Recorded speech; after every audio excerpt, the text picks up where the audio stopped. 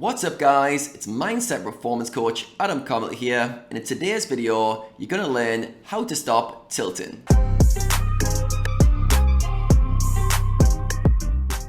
Now if you've been playing poker for any length of time, there's a very good chance you've had your encounters with tilt. You've had some emotional flare-ups. Some things have happened at the poker tables which have caused you to act out of emotion.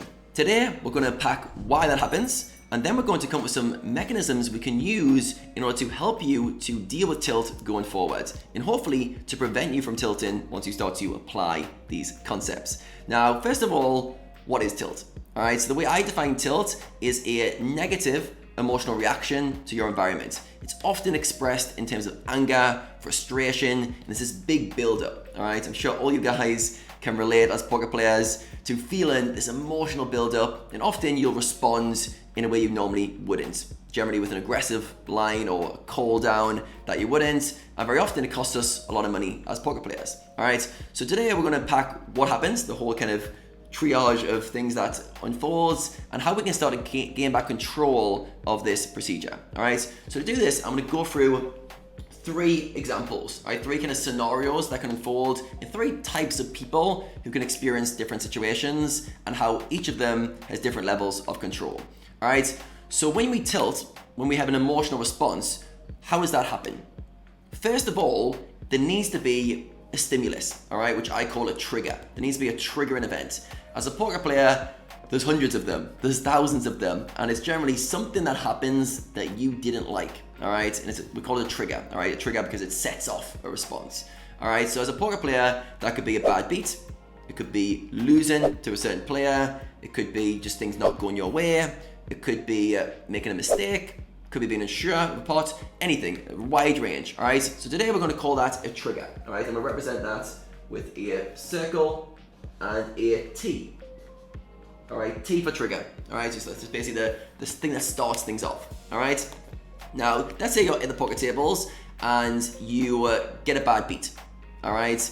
Now, then, if you have an emotional response, we're just gonna go straight to the next node and response. All right. So I'm gonna do it in terms of nodes, and as you can see along the bottom, this is time. All right. So we have a trigger event, and time passes, and then we have a response. All right.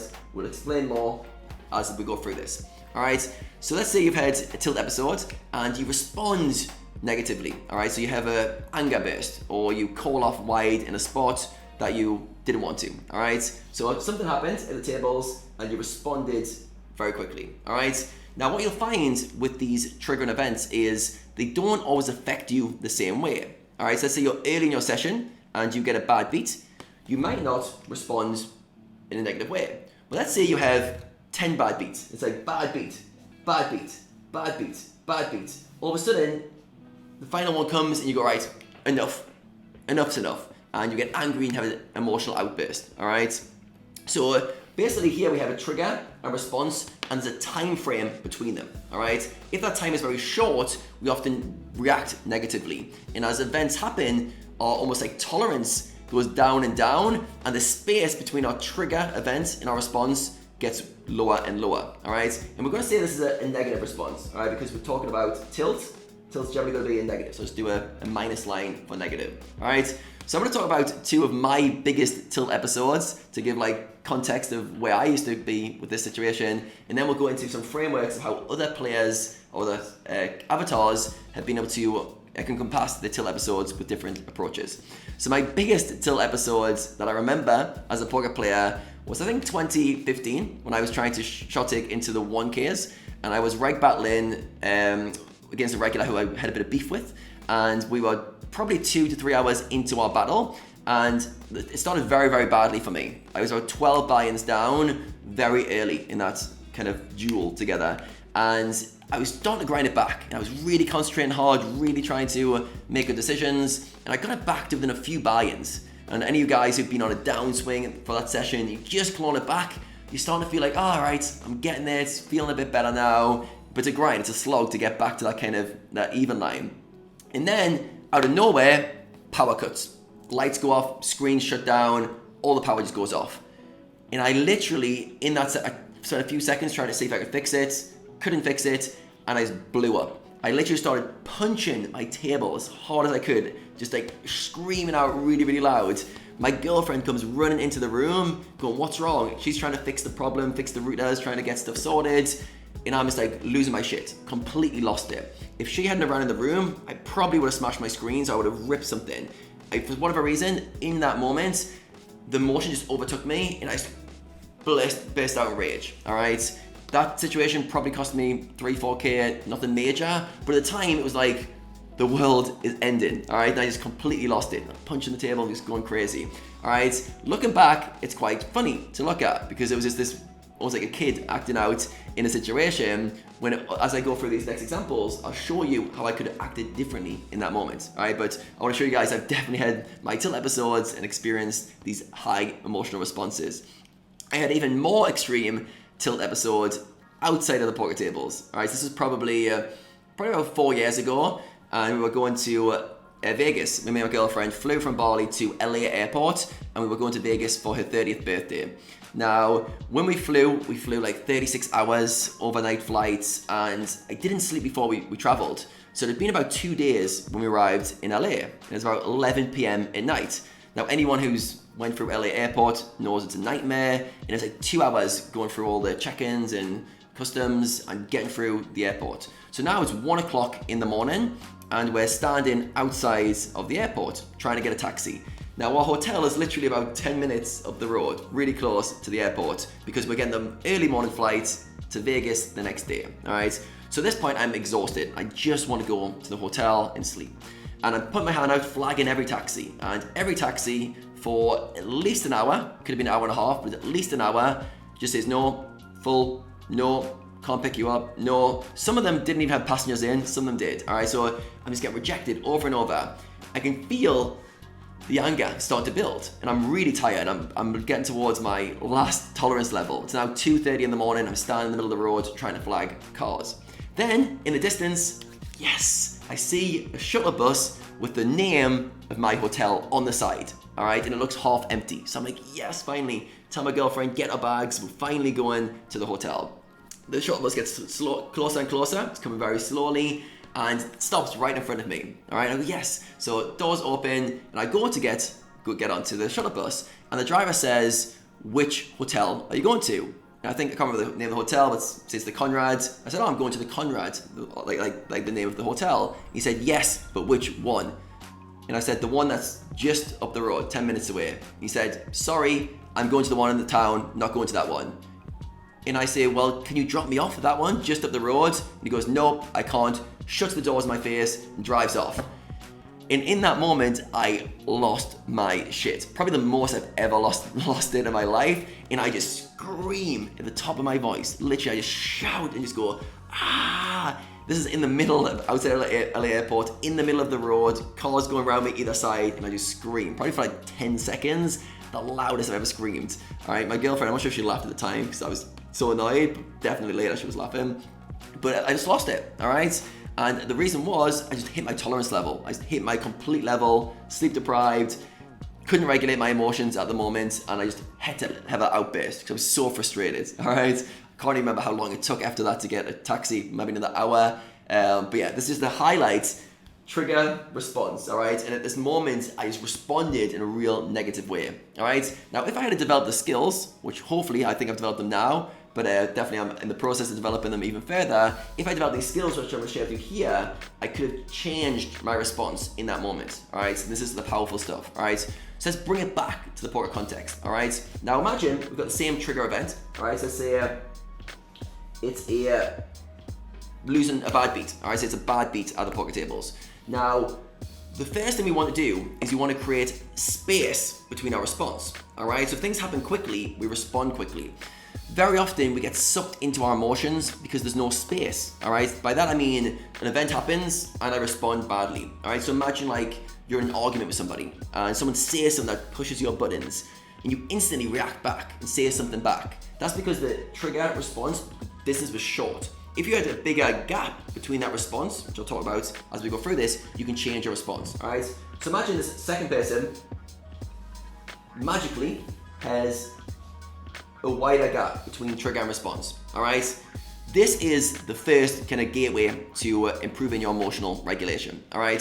So in this time, we do a lot of things. If things happen instantly, we can't do much, all right? It's almost like touching a hot stove. If it's really hot, you move your hand. But if we've got time to think about the situation, we can change our response.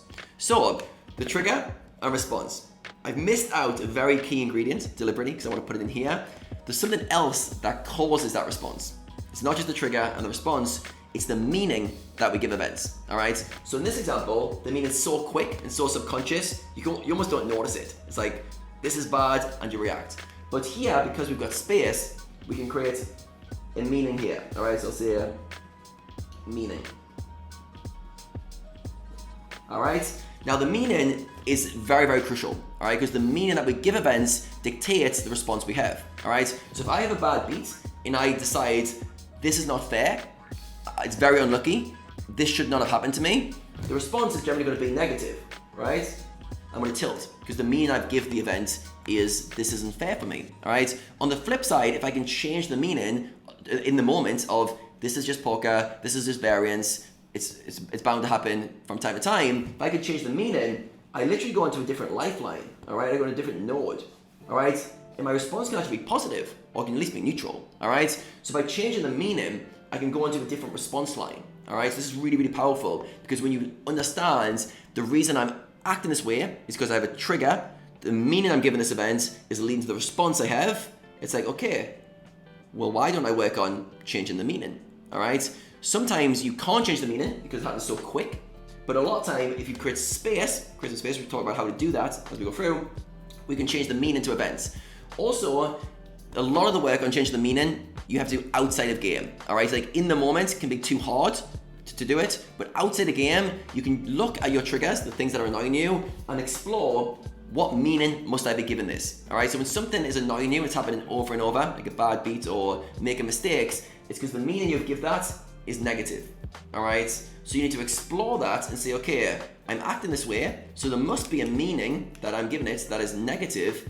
Well, why don't I change the meaning I'm giving it, or at least explore the meaning, all right? If you can change it to a more positive or neutral, all of a sudden the response, like magic, changes, all right? So that's one way, changing the meaning. And that's going to often be done, like I said, out of game with some introspective work. But also, as we touched on here, we want to create a gap between trigger and response. How do we create a gap between trigger and response? This is the hard part, but this is also the most valuable stuff, all right? If things happen so quickly, we just act on impulse, all right? And myself, I was definitely very impulsive for most of my life. Things would happen very quickly for me.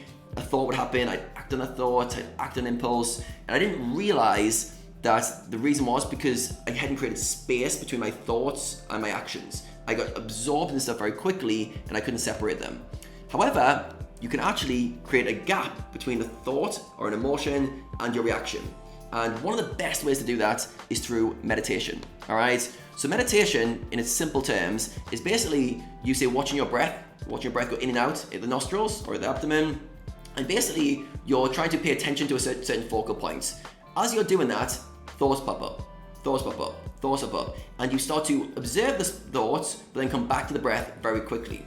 Now, by doing this process for a period of time, you start to realize that a thought, and even an emotion or a feeling, is separate from you, all right? I know it's a bit of a weird concept if you haven't done this work, but you are not your thoughts, all right? I can picture probably 4 years ago, I got into meditation maybe 5 years ago. I was probably a year into my practice, and I started listening to a meditation teacher called Sadhguru, all right? And he's got this meditation where he says, I am not the body, you are not the body, you are not even the mind. You are not the body, you are not even the mind. Repeats it over and over. Sounds good, sounds great, but at the time I was like, I don't even know what you mean. I don't really get that. I hadn't done enough work in that area to understand where it was coming from. But once you do enough work on it, you realize your consciousness behind the thoughts, all right, or somewhere at the back. And you can watch thoughts, you can watch feelings, you can watch yourself as an observer having an emotional reaction without getting sucked into it, all right? So last year I meditated for an hour a day for the whole year.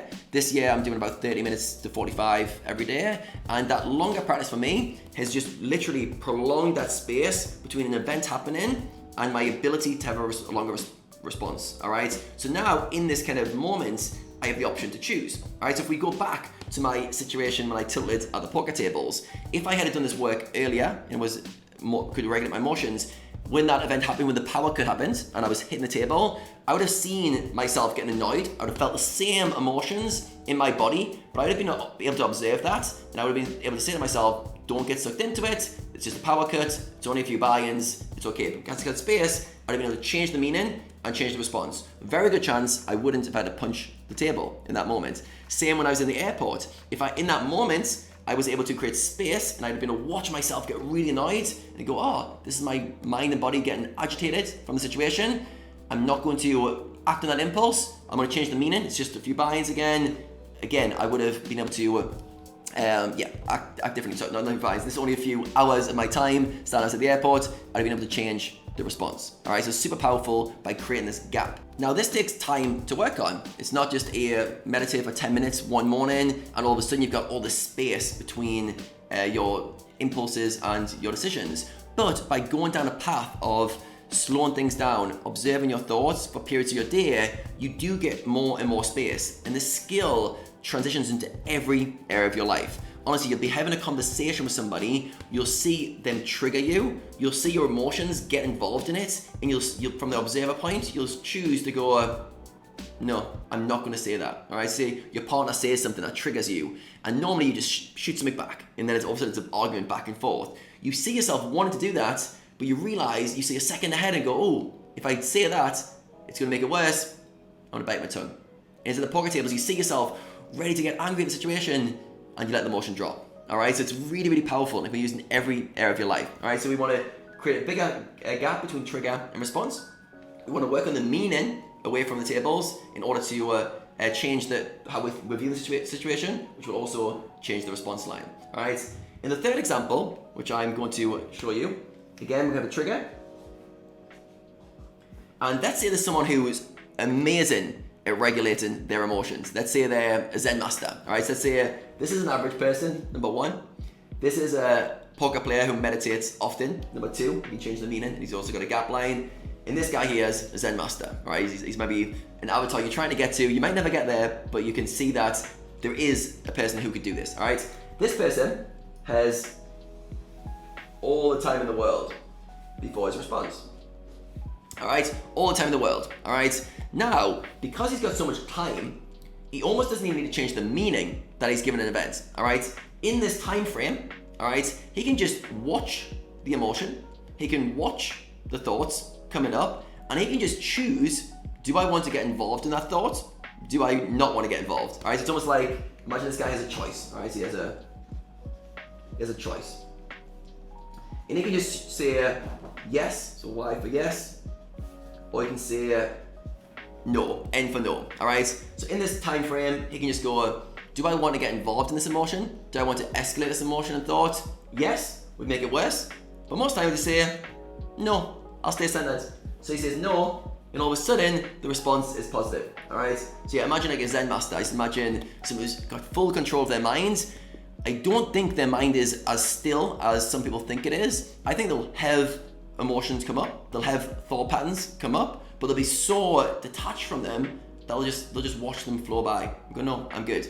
Now, this time frame from trigger to response isn't that long. We're not talking like minutes here. We could say this is like 4 seconds for the Zen master, and this is maybe, let's call this guy, it's 2 seconds, and a normal person at 1 second. All right.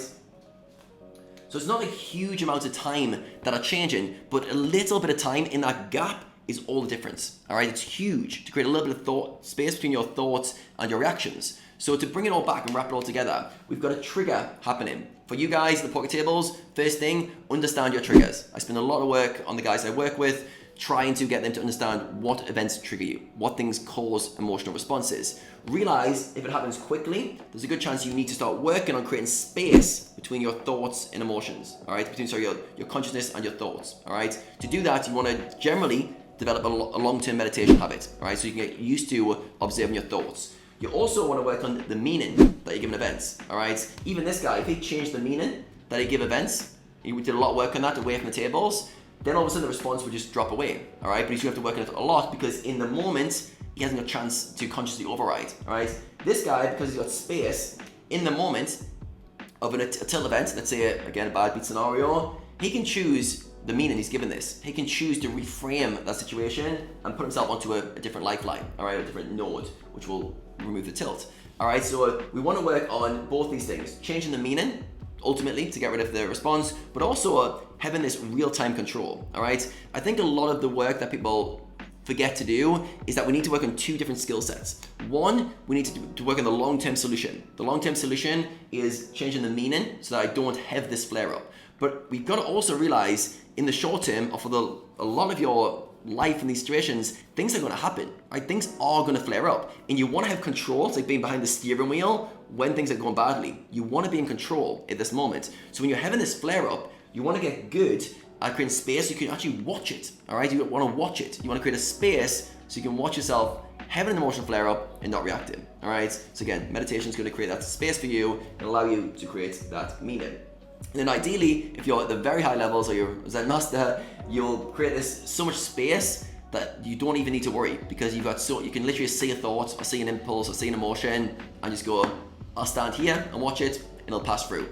The amazing thing with emotions is they very often subside if we don't get involved in them. So imagine like emotions like this ball of fire, it's burning. If you jump into it with your thoughts and your emotions and your consciousness trying to sort it out, it gets worse, blows up further. If you can just watch it, it just almost like fizzles out, almost like a sparkler, fizzles out into nothing, all right? So this guy just almost does nothing. He just watches it all fizzle out. This guy has a bit more control. He's starting to change the meaning, starting to change things around to manipulate it. This guy has no control. Whatever happens, happens, all right?